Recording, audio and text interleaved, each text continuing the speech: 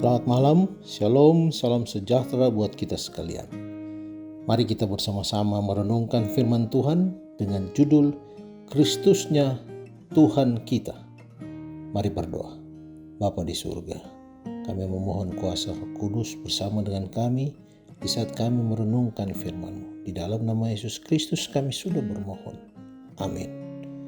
Ayat renungan diambil dari Lukas pasal 2 ayat 26.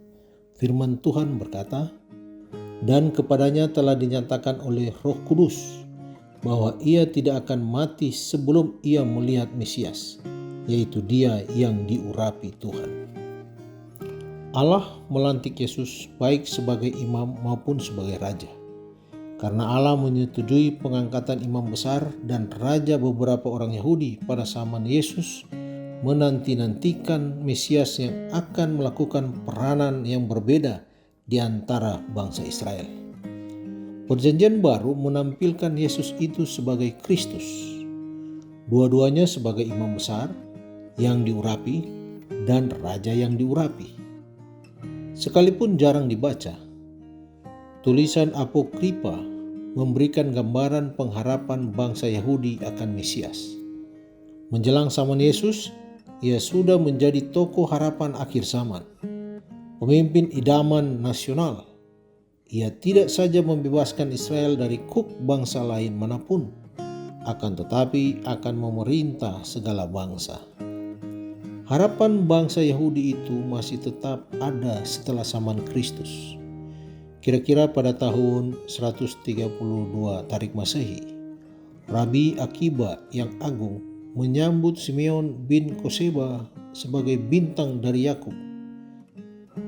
Kegagalan gerakan tersebut menggoyahkan kepercayaan Yahudi dalam Mesias secara politis, sekalipun Yahudi Ortodoks masih tetap menantikan seorang Mesias.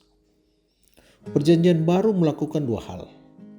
Disebutkannya adanya pengharapan-pengharapan tersebut dan menunjukkan bahwa Yesus telah menggenapinya. Mesias sudah datang bukan untuk kerajaan politis, melainkan untuk mendirikan kerajaan surga.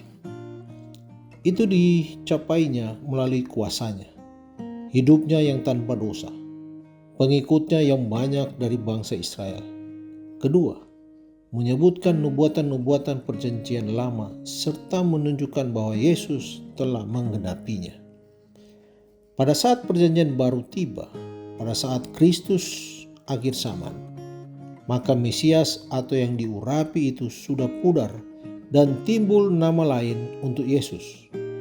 Bagi Simeon zaman Yesus itu, timbullah suatu kedamaian besar di dalam perjalanannya ke Ka'bah. Ia telah menelitinya dan ia mengenal janji-janji tersebut. Kini ia menyaksikannya sendiri dan ia pun merasa puas. Roh Kudus pun membenarkan bahwa ia telah menemukan Mesias itu. Ia berjalan dengan iman yang mengubah pengenalannya menjadi pengharapan dan keyakinan. Sebagian kita boleh jadi akan melihat Yesus Kristus itu sebelum mati. Sebagian mungkin tidak. Akan tetapi semua kita boleh mengadakan perjalanan iman, mengetahui apa yang dikatakan firman itu tentang Yesus Kristus itu, mengetahui bahwa ia bukanlah Mesiasnya Rabi Akiba atau seorang yang lain, melainkan ia adalah Yesus Kristus. Saudara, para nabi menyebutkan tentang Dia. Ia menggenapi pernyataan mereka tentang Mesias itu. Perjalanan iman itu mulai dari tempat kita dan selalu membawa kita kepada Kristus. Kristus dan kebenarannya menjadi landasan gerakan kita, bahkan kehidupan iman kita.